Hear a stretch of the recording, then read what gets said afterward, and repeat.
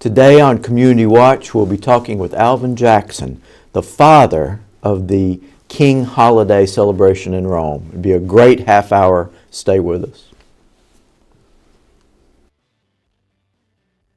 I'm transferring to the University of West Georgia. Columbia University. Kennesaw State. UGA. Loyola University in Chicago. Grambling State. Shorter University. I'm going to Greensboro College, and we all got our start at Georgia Highlands. No matter where your educational journey takes you, you can get your start at Georgia Highlands College. Georgia Highlands College. Enroll, engage, excel.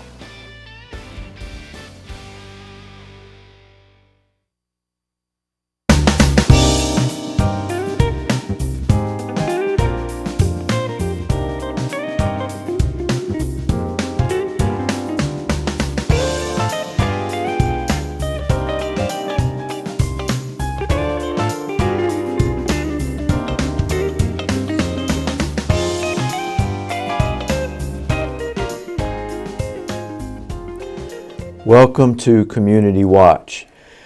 Greg is a little under the weather this week, so I'm going to try to handle things solo.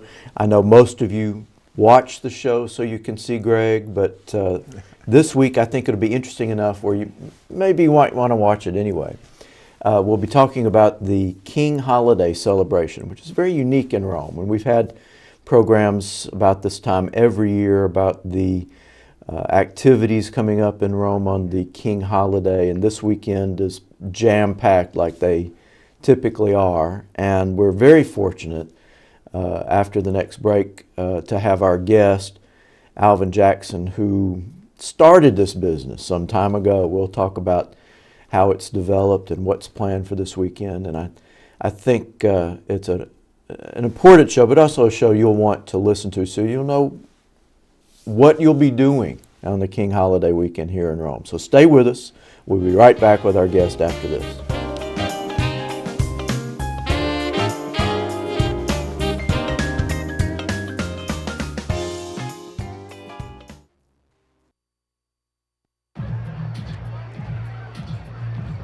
If you drive buzzed, it could cost you around $10,000. You'll face major legal fees, major fines, and steep insurance penalties. You could lose everything. Nothing kills a buzz like getting pulled over for buzz driving, because buzz driving is drunk driving. Welcome back to Community Watch. We're very happy to have with us here today on the show, Alvin Jackson. Welcome. Thanks, Doctor. Thanks for having me. Welcome back, I should say. You've been a guest, I don't know how many times over the years. Yes, I have. You are a veteran guest. So it's great to have you. I know you have told the story just about every year when we do the show, but I really enjoy hearing it. And maybe there are a couple of folks who have not heard it yet, but tell us again about the origins of the weekend activities and what you had to do to get things going way back. How long has it been now? It's 30 years. This will be the 30th? 30th So this year. is the 30th anniversary of the beginning of... Yes, it is. And interesting story behind that is back around 1985 when Ronald Reagan, I think, was president, and he made sure that the third Monday in January would be celebrated as Dr. King's holiday. As you know, he was born on January 15th, and which is my wife's birthday. So what we did was we thought it'd be a good opportunity to get our city and county governments involved before the Rome City Commission to ask that they declare it a holiday. After about 4 to 6 hours of meetings, it came up for a vote, and there was a tie vote, 4-4. We had 9 commissioners, as you know, and there was a tie vote. And so we went back and forth, explained the importance of it. At that time, it would only have cost the city around $35,000 to declare it a holiday. And after about 11, 12 o'clock that night, Buddy Mitchell, who was the chairman and who was not required to vote, he broke the tie vote in favor of it. It was 5 for and 4 against. So that's how it came about as a local holiday in Rome and Floyd County. Was that after it was named a national holiday? Or Yes, that was after. We waited until it was declared a national holiday before we approached the city commission about making it a local holiday with pay. I'm curious, what were, or if you remember, I mean, it's been a few years. Yes. What were the arguments against making it a holiday? Well, at that time, they didn't think that they could afford it. It came down to dollars and cents in the budget, and it hadn't been put in the budget. But they were saying that they couldn't afford to let the employees off or anything like that. So it was a budget issue, Right. as they said at that time. Right. So we came out of that meeting with that, and as we began to plan the holiday, we're thinking of things to do, and like, for instance, what could we do to honor Dr. King's legacy? I think we started out with a gospel program on that Friday night. Later on, we had the talent show on Saturday at Berry College. Then we created the ecumenical service, and finally the noon celebration with the fellowship luncheon and the march. And there's some interesting stories behind that. I got so much hate mail. I got so much hate mail, so many threats on my life. Just that first year, or? Yes, that first and second year. I was contacted by the sheriff's department and a local police department because I had received so many threats, and even during the march I was threatened with being assassinated. So they put all these people up on top of the buildings on Broad Street, and they sort of watched my back for a long time. Yeah, I mean, it's not. I mean, it's.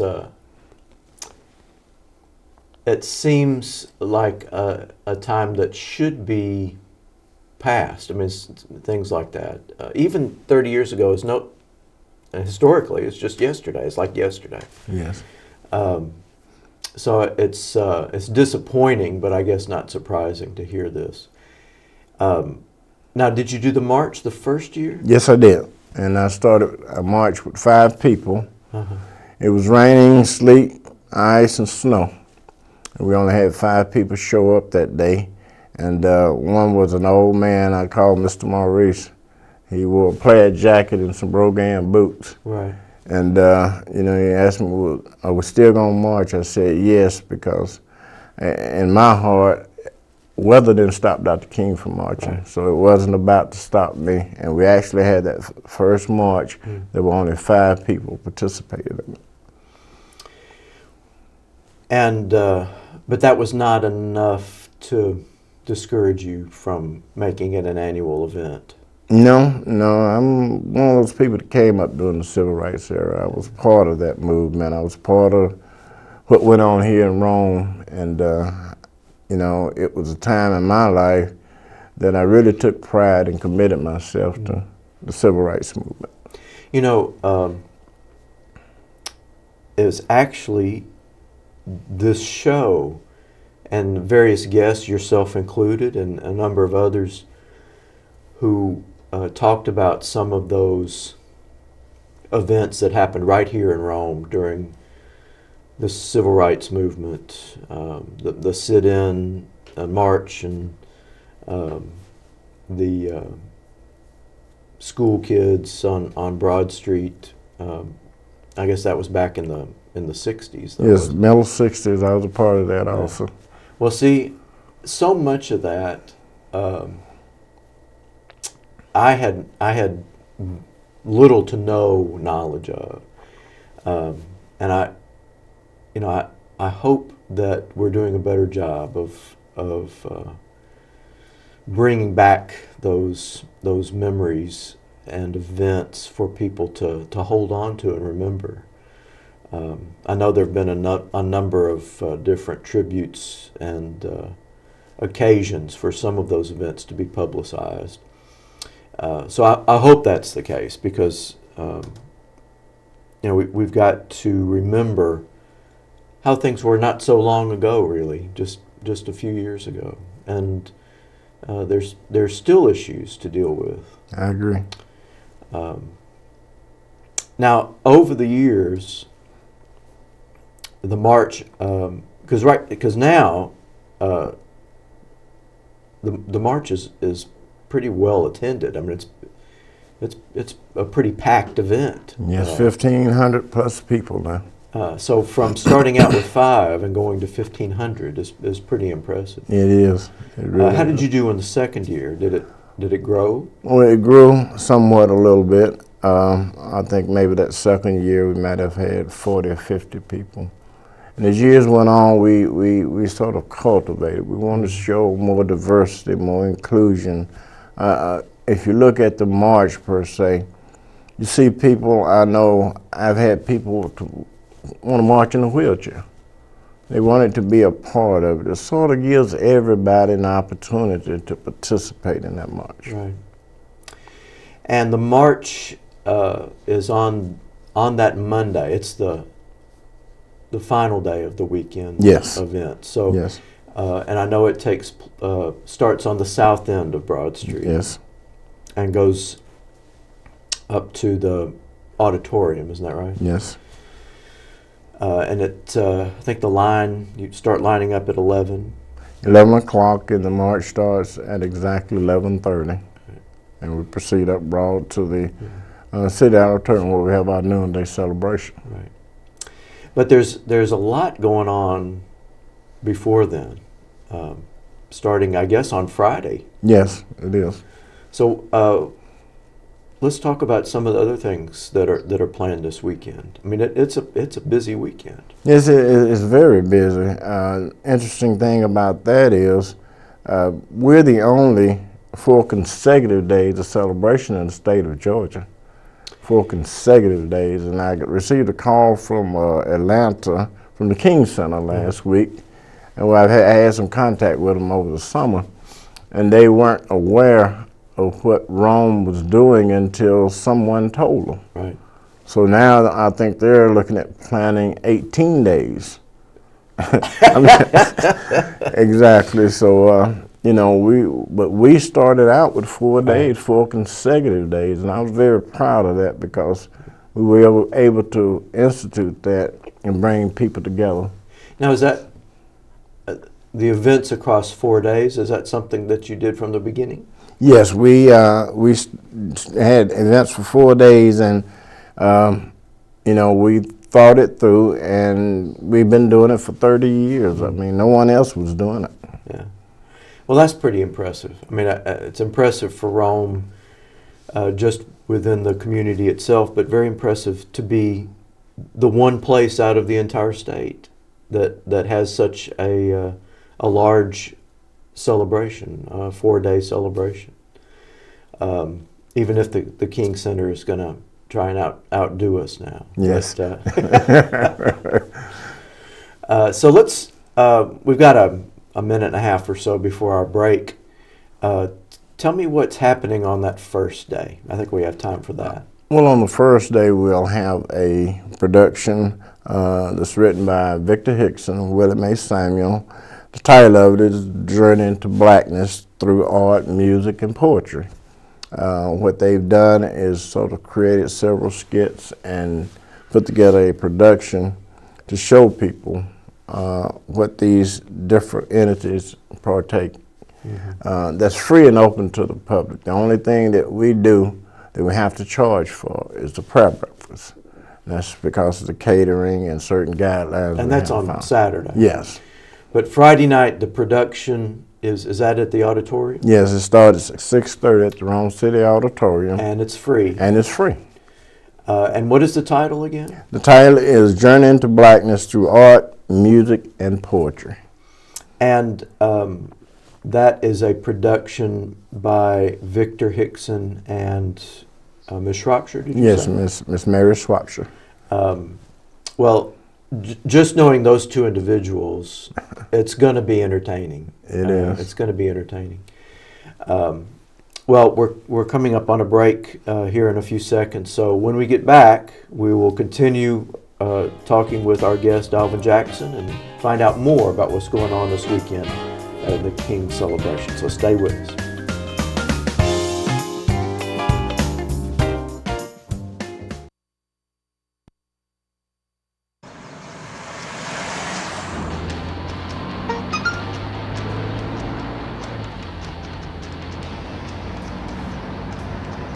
The average text takes your eyes off the road for nearly 5 seconds.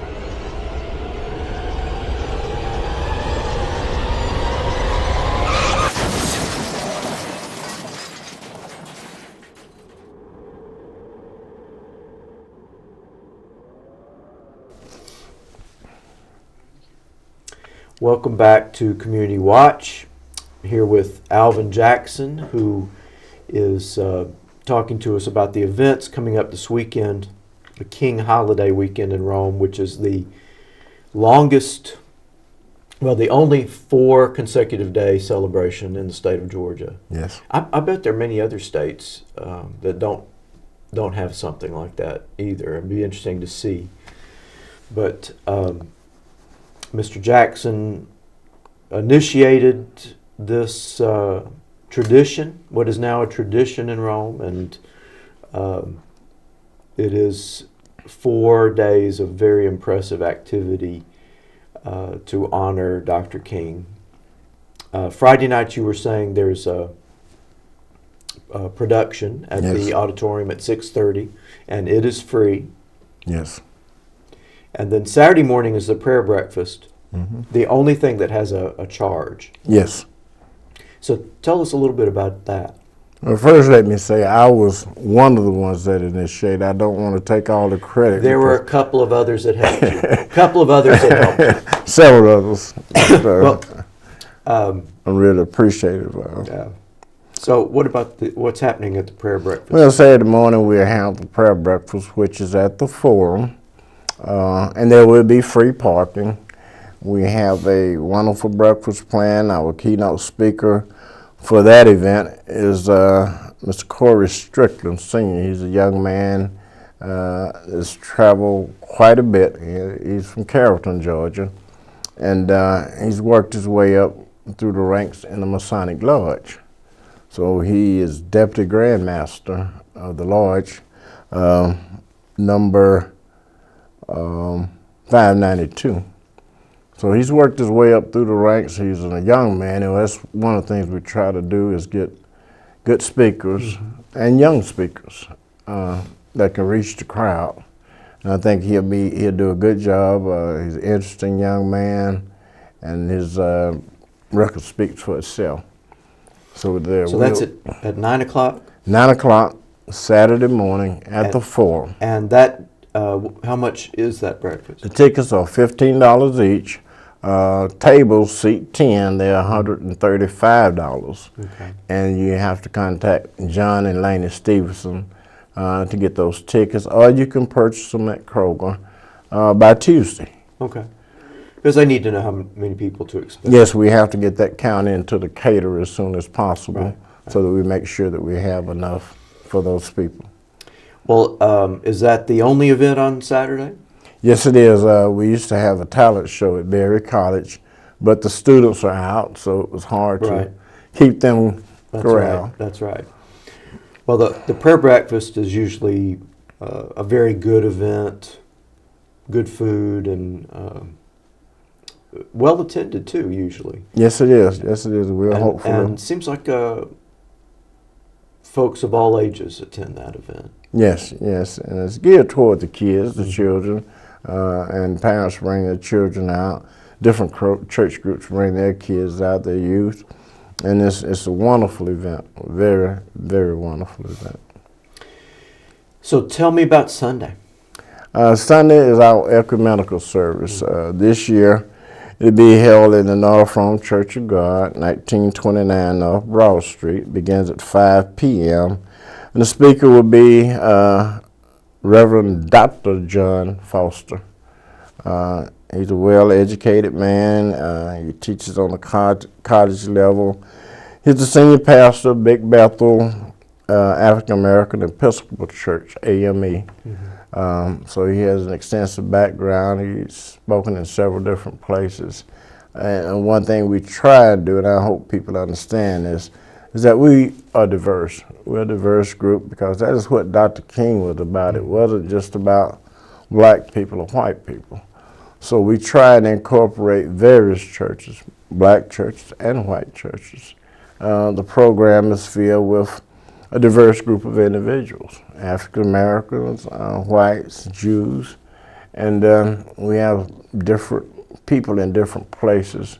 So we want to project that image because we want everybody to come out and enjoy what this weekend is all about. So for this particular service, you want to stress that you really want everyone to come, regardless of their faith or background. Yes. That it's a service open to everyone. Yes, and it's free and open to the public, you know, and we're hopeful that he brings a good message, and I think we all could use a good message. And it's at, did you say 5 o'clock? 5 o'clock. 5 o'clock. At the, 5 o'clock at the North Rome Church of God? yes, yes. Very good. And then that leads us to Monday, the actual King holiday itself. Yes. And I know we talked earlier about the march, the Freedom March, which the lining up begins at 11 a.m. Yes. at the south end of Broad Street. Yes. And the march begins at 11:30 and goes from the south end of Broad Street to the auditorium. Mm-hmm. And immediately after the march, there is a program at the auditorium, correct? Yes, it begins at 12 noon. And who is the speaker there? Well, we'll have Charla Maria Spikes. She's a young lady who's very educated, a business person. She has, I think, a certain amount of youth in her to start her own business. She's a communication specialist. And what I've read from her background, she's well-traveled, well-versed. Matter of fact, she wants to come in early so that she can participate in some of the other events, particularly the march. Well, that's great. It is. That's great. It is. So, I've attended quite a few of these over the years, and often, in fact, I think every time I've gone, there's been just an impressive speaker, and I always leave feeling hopeful and energized about the event. And I'm sure this weekend will be no different. So after that program at the auditorium, is there a meal or? Yes, there's a fellowship, what we call a fellowship luncheon. We invite everybody who's participated in the weekend to come to the Civic Center for a free meal, an opportunity to fellowship. And we have some great sponsors for that. We've been blessed that Bill Byington, Chris Twam, and their law firm have stepped up to the plate to help us out with that event. Well, that's great. That's great. Because we do everything, the community is a giving community, and we try and do everything at no charge to people. And we couldn't do it if we didn't have certain sponsors or certain people who are willing to step up and do things to support us. So that luncheon will occur, I guess, whenever the program ends. Yes, immediately after. We will not open the doors until the program is over. So I'm guessing 1:30ish, somewhere in there. Yes, yes, somewhere now. Hopefully, we don't want to the program to last too long. Right, right. Because after that weekend, I'm tired. Yes, I'm sure. And that luncheon kind of marks the end of the weekend's activities, doesn't it? Yes, yes, that's the last function that we have. And all the programs we have represented, we have our Monday program for us. We have speakers from the city and county governments. I think our city and county manager will be there. They support us. Hopefully, board members be there. City Board of Education members, they participate. So we like to see our leaders in a setting with us and let people get to see that they actually care. I know, and you mentioned that 30 years ago, and when this began, you didn't start it all by yourself, although I don't think there were very many people involved 30 years ago. But you have a commission now. Yes. Which is a group of people that help put this event together. Yes, they help us put it together. Matter of fact, we have someone chairing each event, and that helps a lot to get it planned, because we start 30 days after this one's in. We start. So you take a little break, and then you start right back. Very out. little, Yeah. very little. The King Commission meets every third Monday, 7 p.m. at the KB building. That's where our main office is. And membership is open to anyone who wants to join, who wants to be committed. When did you put this commission together? How long has the commission existed? I would say for 30 years now. From the beginning? From the beginning. There was a commission from the very beginning? Yes, we got together and got a group of people to come up with ideas and put this thing together. And as time has gone on, you know, some of still here. I'm one of the very few. But people like Sam Burrell, Right. and Warren Jones, Of course. they taught me. They were chairmen at that time, and I was a young man at that time, and I had some interesting conversation with those gentlemen, and they prepared me for this, so I owe them a whole lot. Wow. So how many folks are on the commission now? I would say all total about 20 people, That's 20 sizable. people, and we can always use more. Now, did I hear talk that one of our new commissioners, Sunday Stevenson, is involved in the commission? Yes, she is the chairman of The the chair. of the MLK Commission, and I'm the vice chair, so I'm hopeful winging her along. Well, now that she has become a commissioner, I'm sure she's going to be in a place to help you tremendously with this commission. So I'm glad she's involved, glad she's doing that. Yes, I am too. We'll have to get her back on TV sometime to talk about plans for next year soon. Great, wonderful. Well, we're going to take another break in just a second. When we come back, I will do a quick review of some of these events. And I think you'll have a Facebook page too, correct? Yes. So we'll mention that. Stay with us. Get something to write with. You'll want to remember some of this information. Be right back.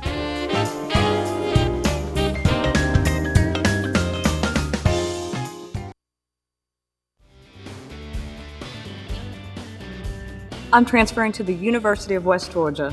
Columbia University, Kennesaw State, UGA, Loyola University in Chicago, Grambling State, Shorter University. I'm going to Greensboro College, and we all got our start at Georgia Highlands.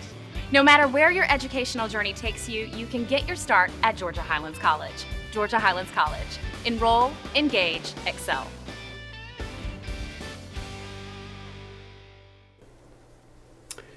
Welcome back to Community Watch. Been talking here with Alvin Jackson about the King Holiday events coming up this weekend.